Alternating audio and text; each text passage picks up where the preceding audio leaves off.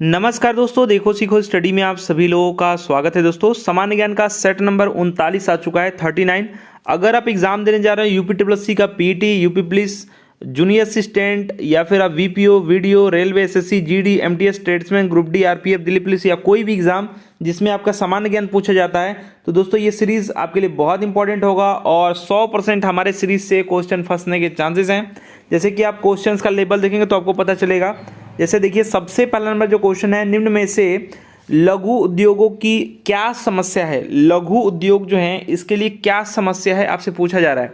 तो देखिए, पहले नंबर ऑप्शन में है जो है पूंजी का अभाव है, दूसरा है विपणन का अभाव है, तीसरा है कच्चे माल का अभाव है और डी है आपका यह सभी। तो यहाँ पर यह सभी होगा, सभी के सभी समस्याएं।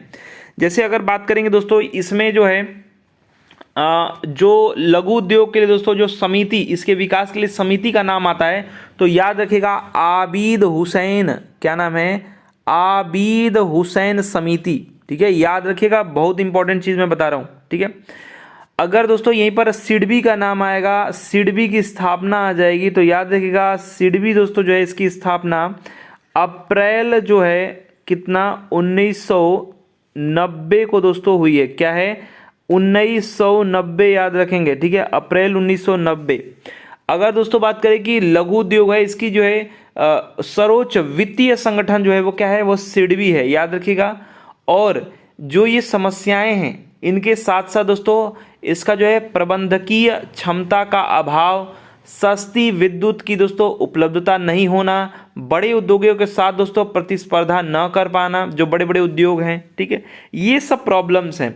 अगर बात करें दोस्तों इस उद्योग को लघु उद्योग किसको कहेंगे, तो जो उद्योग में दोस्तों क्या होगा 5 करोड़ तक की पूंजी का निवेश किया जाता है, तो दोस्तों इसको क्या बोलेंगे, इसको जो है लघु उद्योग कहेंगे। क्या कहेंगे, अगर 5 करोड़ की दोस्तों जो है पूंजी तक की बात हो रही है, उससे ज्यादा हो जाएगा तो लघु उद्योग नहीं कहेंगे, तक की जो पूंजी होगी उसको लघु उद्योग कहते हैं।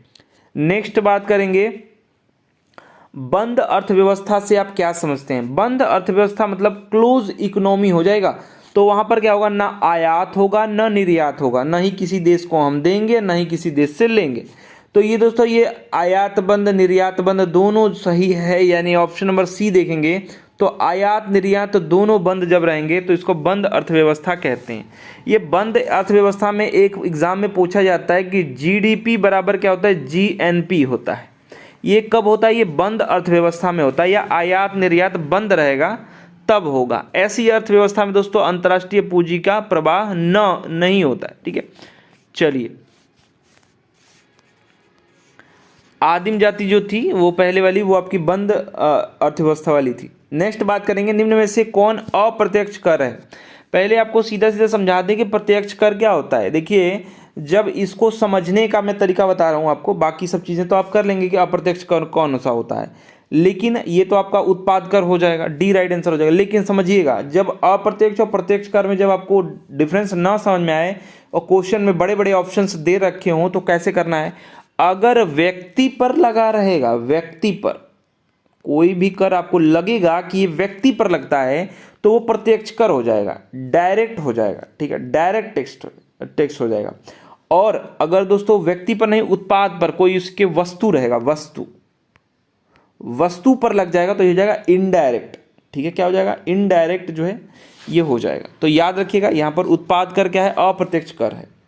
नेक्स्ट बात करेंगे, पहली किसान रेलगाड़ियां कहां से कहां तक चलाई जा रही हैं। तो पहली किसान, दोस्तों किसान की बात हो रही है। वैसे तो आप मुंबई ठाणे जानते हैं कि दोस्तों जो है वो अंग्रेजों के समय में, यहां पर किसान की बात हो रही है, किसान रेलगाड़ी वाला। तो दोस्तों ये जो है ये आपका चला जा रहा है देवलाली से दानापुर, डी याद रखिएगा, क्या है, डी टू डी चल रहा है।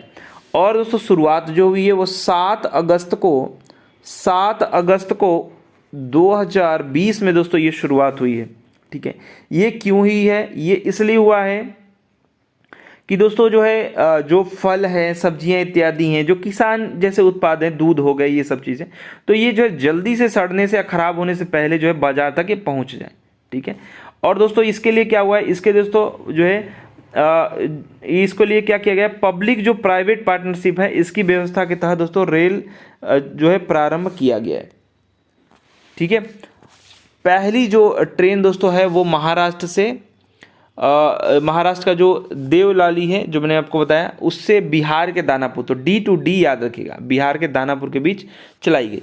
नेक्स्ट बात करेंगे, central electronic engineering research institute कहाँ है? सेंट्रल इलेक्ट्रॉनिक जो है इंजीनियरिंग जो रिसर्च इंस्टीट्यूट है ये आपका है राजस्थान में। कहाँ है? राजस्थान, याद रखिएगा। कहाँ? पिलानी राजस्थान में है। ठीक है, पिलानी राजस्थान में है, याद रखेंगे। क्या है? Central electronic engineering research institute. और वर्ष जो है 1953 में स्थापित है। वर्ष 1953 में दोस्तों ये क्या है? स्थापित है। ठीक है, अगर बात करेंगे इसी में इसरो का जो आ जाता है कि बेंगलुरु में क्या है? स्थापना इसरो का हुआ है।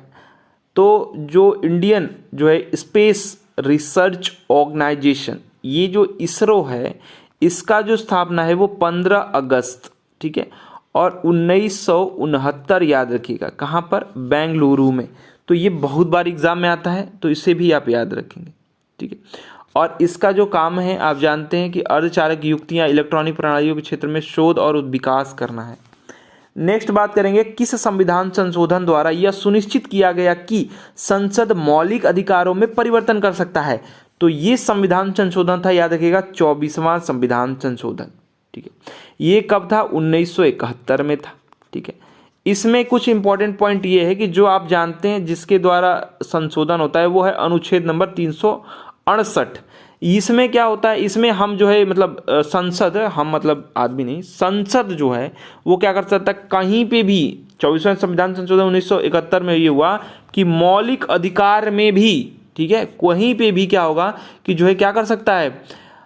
संशोधन कर सकता है। लेकिन इसके दोस्तों 2 साल बाद, यानी केशवानंद भारती बनाम जो केरल राज्य था, वो आपका 1973 वाला जो मामला था, इसमें सर्वोच्च न्यायालय ने कहा कि जो आधारभूत है लक्षण उसको नहीं बदलना है, बाकी किसी में भी वो कर सकते हैं संसद। ठीक है, नेक्स्ट बात करेंगे, पंचायत चुनाव में अनुसूचित जाति के लिए पदों का आरक्षण जो है किस राज्य में लागू नहीं होगा? देखिए बात यह है कि एससी जो है, एससी अनुसूचित जाति, ये अरुणाचल प्रदेश में है ही नहीं या 9 के बराबर है। तो जब है ही नहीं तो इसके लिए काहे के लिए आरक्षण रहेगा? दोस्तों उसमें अगर बात करें तो जो है अरुणाचल प्रदेश में अधिकतर जो जनजाति है वो जनजाति यानी एसटी कैटेगरी है। तो यहाँ पर यही आपका राइट आंसर हो जाएगा। ठीक है, और ये दोस्तों कब हुआ है ये आप याद रखेंगे, जो 83वां संविधान संशोधन है 2000, इसमें यह सुनिश्चित किया गया कि जो है अरुणाचल प्रदेश में जो है आरक्षण की जो व्यवस्था है इसको समाप्त किया जाएगा एससी के लिए। मतलब उसमें है ही नहीं तो क्या होगा? एसटी हैं सारे लोग, तो क्या होगा वहाँ पर लगा के। ठीक है, अगर बात करेंगे दोस्तों तो संविधान का जो अगर पंचायती राज की, तो जो संविधान का अनुच्छेद 200 जो है 43 है, उसके डी से जो है पंचायती राज व्यवस्था में क्या दिया गया है? एससी एसटी का आरक्षण का प्रावधान है। नेक्स्ट बात करेंगे, निम्न में से जो है किस चार्टर अधिनियम द्वारा बंगाल के गवर्नर जनरल को भारत का गवर्नर जनरल कहा जाने लगा?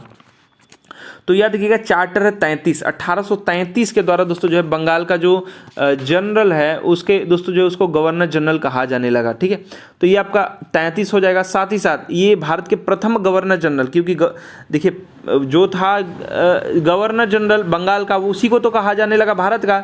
तो जो है पहला जो प्रथम गवर्नर जनरल हो जाएंगे वो बैटिंग हो जाएंगे। कौन? लॉर्ड विलियम बैटिंग, याद रखिएगा। ठीक है, और अंतिम जो है गवर्नर जनरल ही, मतलब अगर बात करेंगे बंगाल का तो भी वही रहेंगे क्योंकि वही तो प्रथम हो गए भारत के, तो यही लॉर्ड विलियम बैटिंग ही याद रखेंगे।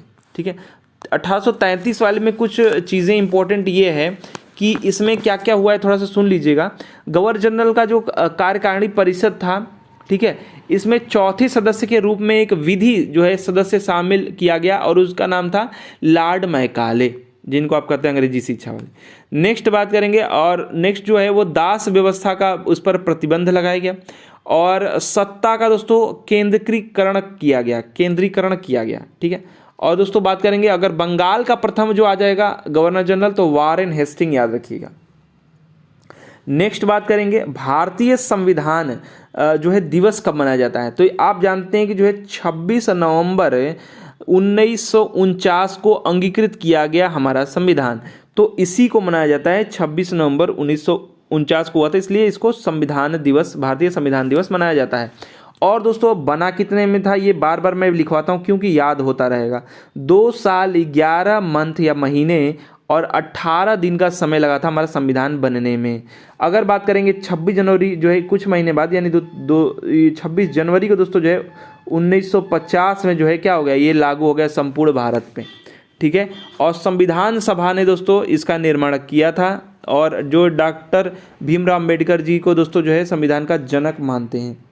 नेक्स्ट बात करेंगे, भारत में ब्लॉक स्तर पर बनी पंचायत समिति केवल क्या है, तो जो ब्लॉक स्तर पर है ये क्या है, ये प्रशासनिक प्राधिकरण है। क्या है, प्रशासनिक प्राधिकरण कहते हैं। अगर पंचायती की बात करें, मतलब पंचायती समिति, या फिर बात करें पंचायत की बात करें दोस्तों, तो पंचायतों का जो प्रावधान है, त्रिस्तरीय इत्यादि जो भी चीज़ें हैं, वो दोस्तों आपको मिल जाएंगे संविधान संशोधन, याद रखिएगा, जो है 73वां संविधान संशोधन द्वारा दोस्तों जो है भाग 9 में, भाग क्या है 9 में, और अनुच्छेद मैंने पहले भी बताया कि 243 में ही सब है। तो 243 के दोस्तों जो है क से लेके अण तक में प्रावधान है। इसके अंतर्गत दोस्तों जो है त्रिस्तरीय पंचायती दोस्तों पंचायत की व्यवस्था की गई है। जैसे पहला जो हो जाएगा वो ग्राम स्तर पर हो जाएगा, ठीक है। दूसरा जो हो जाएगा वो पंचायत स्तर पर हो जाएगा, और तीसरा जो आपका हो जाएगा वो जिला परिषद स्तर पर हो जाएगा। तो याद रखिएगा, ग्राम, ठीक है, पंचायत समिति मतलब ग्राम जो है पंचायत, और पंचायत समिति, और जो है जिला परिषद, ये दोस्तों जो है 3 आपके स्तर हो जाएंगे। और पंचायत समिति जो है ब्लॉक स्तर पर दोस्तों शासन की व्यवस्था या फिर कहिए इसकी स्थानीय इकाई मानी जाती है, तो इसी को प्रशासनिक दोस्तों जो है प्राधिकरण भी कहा जाता है। इसी में दोस्तों अगर पूछा जाए आपसे कि ग्राम पंचायतों का गठन किस भाग में है, कहाँ पर है, तो याद रखेंगे भाग 4 नीति निर्देशक तत्व वाला और अनुच्छेद नंबर 40 है। नेक्स्ट बात करेंगे, इनमें से कौन सुमेलित नहीं है, नहीं वाला बताना है। तो स्वजीवी आपका उत्पादक है, और यहाँ पर दोस्तों परजीवी क्या है, उपभोक्ता है, बिल्कुल दूसरे पर डिपेंड है। मृतोपजीवी दोस्तों ये भी आपका विबंधक है, और तृणभक्षी जो है गौड़ उपभोक्ता नहीं है, ठीक है। ये दोस्तों क्या है, गौड़ उपभोक्ता नहीं है, क्या है, ये उत्पादक, क्या है, उत्पादक, ठीक है।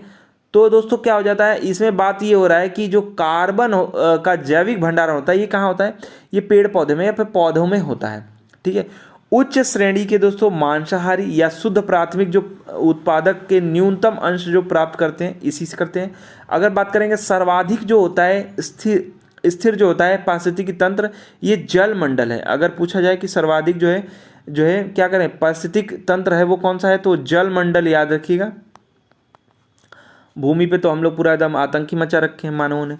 और दोस्तों बात करेंगे समस्त, अगर पृथ्वी पर शुद्ध प्राथमिक उत्पादकता बात करेंगे तो 333 यानी 333 ग्राम प्रति वर्ग मीटर प्रति वर्ष है, ठीक है। अगर उत्पादकता पूछा जाए तो समस्त पृथ्वी पर शुद्ध प्राथमिक। नेक्स्ट बात करेंगे प्रेशर कुकर में प्रयोग में आने वाला जो प्लास्टिक है कौन सा है, जो मानव निर्मित विश्व का पहला प्लास्टिक है। तो आप देखते हैं हैंडल उंडल बनाने में जो उपयोग में आता है उसका नाम है बेकेलाइट। क्या है, बेकेलाइट।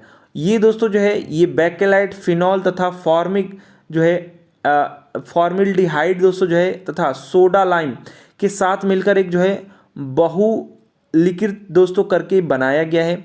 और यह एक श्रेष्ठ बात करें तो विद्युत रोधी होता है, ऊष्मारोधी होता है, ठीक है। तो इसका राइट आंसर क्या हो जाएगा, डी हो जाएगा। अगर बैकलाइट की बात करें तो हैंडल बनाने, टेलीफोन उपकरण बनाने में, विद्युत का प्लग बनाने में, ये सब में इसका उपयोग होता है। इसकी जो है कह सकते हैं कि जो है निर्माण किसने किया था, तो नाम है बैकलाइट नाम है, जैसा वैसे आपका नाम भी इनका है लियो बैकलैंड। क्या नाम है याद रखिएगा, लियो बैकलैंड है,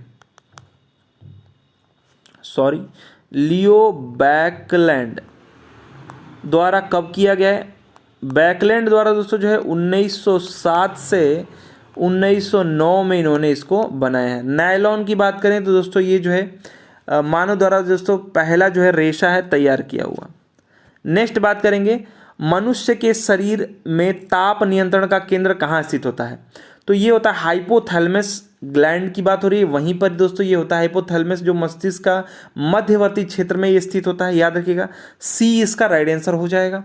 और ये क्या क्या करता है, ये दोस्तों ताप जो है मान का विनिमय प्रणाली है, और भागों में जैसे आपका जो रोमकूप हो गए या फिर पसीने की ग्रंथियाँ होगी, रक्त नालिकाओं होती हैं, त्वचा के साथ साथ दोस्तों जो आपका ताप है शरीर का, इसको नियंत्रित करता है, ठीक है। तो इसको हाइपोथैलेमस कहते हैं, याद रखिएगा। और हाइपोथैलेमस शरीर के तापमान के साथ साथ दैहिक कार्य, जठर जो रांत्र है या फिर संबंधित जो मार्ग है, इनका विनिमय का भी कार्य करता है। इसका महत्वपूर्ण कार्य जो है ये पीयूष ग्रंथि के माध्यम से तंत्रिका तंत्र और अंतःस्रावी तंत्र को जोड़ता है। नेक्स्ट बात करेंगे मानव शरीर की दूसरी सबसे बड़ी ग्रंथ।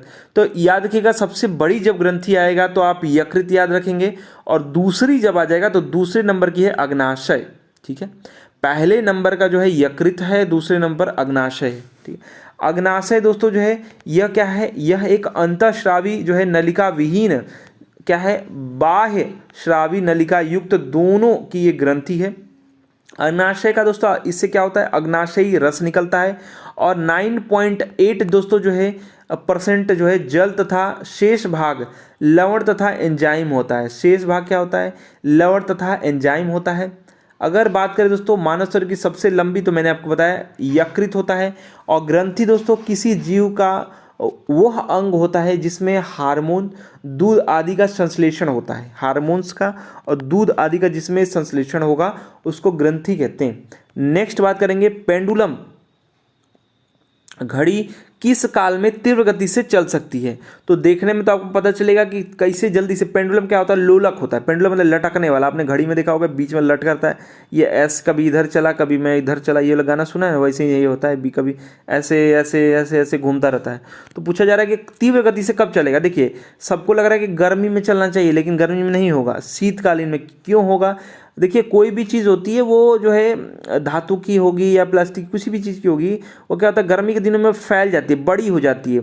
तो जब हम छोटा रहेगा ना तो जल्दी जल्दी ये घूमता है, और बड़ा रहेगा तो उसका आवर्तकाल क्या हो जाएगा, ज़्यादा हो जाएगा। तो शीतकाल में सिकुड़ जाता है, छोटा हो जाता है, तो शीतकाल में जो है आवर्तकाल कम हो जाएगा, जल्दी जल्दी घूमेगा, तो तीव्र गति से शीतकाल राइट आंसर हो जाएगा। आवर्तकाल क्या होता है, आवर्तकाल बराबर दोस्तों जो है ये क्या होता है आपका T बराबर 2π, और अंडर रूट में आपका ये L है बाई आपका G, ठीक है। तो ये जो है L जो है क्या है, ये L जो है ये प्रभावकारी लंबाई है। तो लंबाई मैंने आपको बताया, लंबाई ज़्यादा रहेगा तो जल्दी जल्दी नहीं घूम पाएगा, छोटा रहेगा जल्दी जल्दी शीतकालीन हो जाएगा राइट आंसर।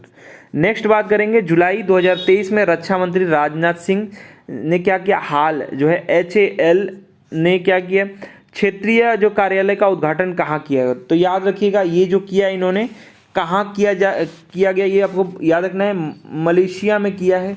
और HAL क्या है, HAL क्या है, तो याद रखिएगा हिंदुस्तान एरोनॉटिक लिमिटेड है, हिंदुस्तान एरोनॉटिक लिमिटेड याद रखिएगा। इसका जो है दोस्तों क्षेत्रीय कार्यालय का उद्घाटन हुआ है, ये कहाँ हुआ है, मलेशिया में हुआ है, याद रखिएगा। जुलाई 2023 का करंट है, एग्जाम में पूछा जा सकता है। नेक्स्ट बात करेंगे किस देश ने क्या किया है, ये गलत थोड़ा सा लिखा गया है, ये नाम है हांगसोंग, क्या नाम है, हांगसोंग, ठीक है।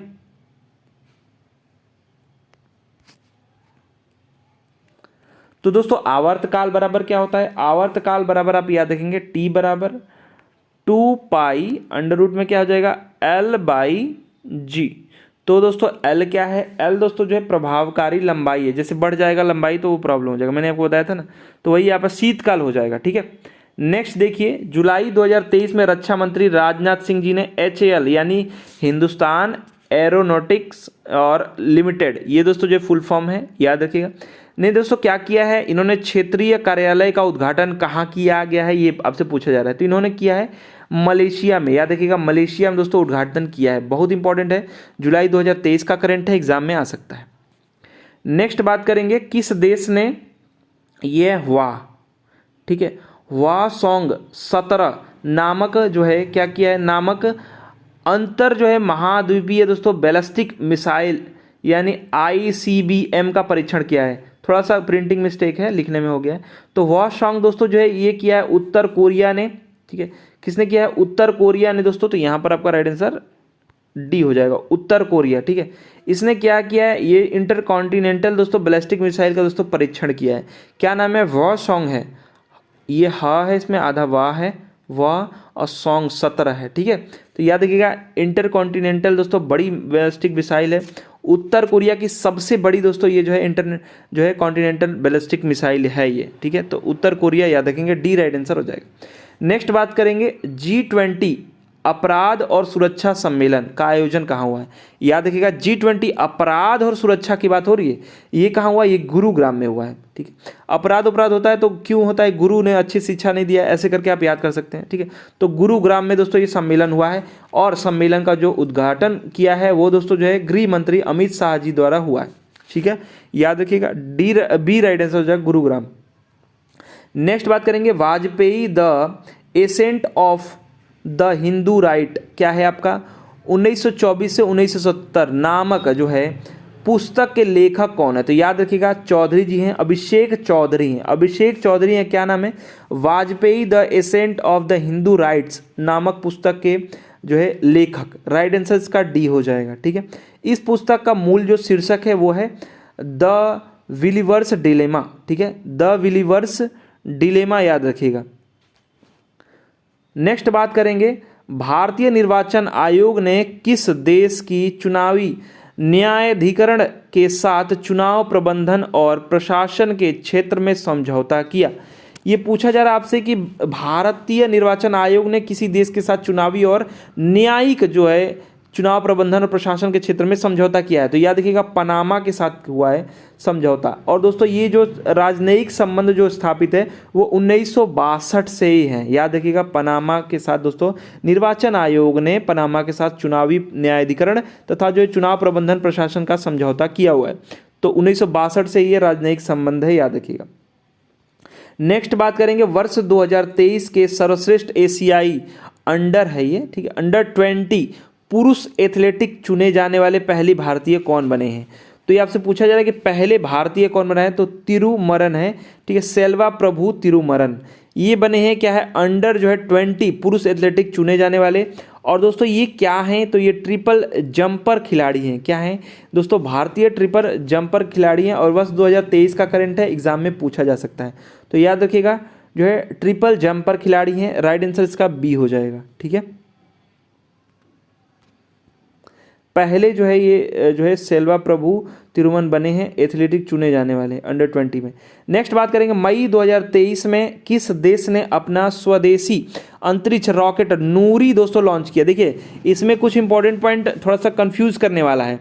अगर बात करेंगे नूरी तो ये दोस्तों क्या है, ये दोस्तों स्वदेशी अंतरिक्ष रॉकेट है नूरी। ये किसका है, दक्षिण कोरिया का है। ठीक है, एक हवासोंग था वो उत्तर कोरिया का था, बैलिस्टिक मिसाइल था वो। ये रॉकेट है नूरी और एक है नूर।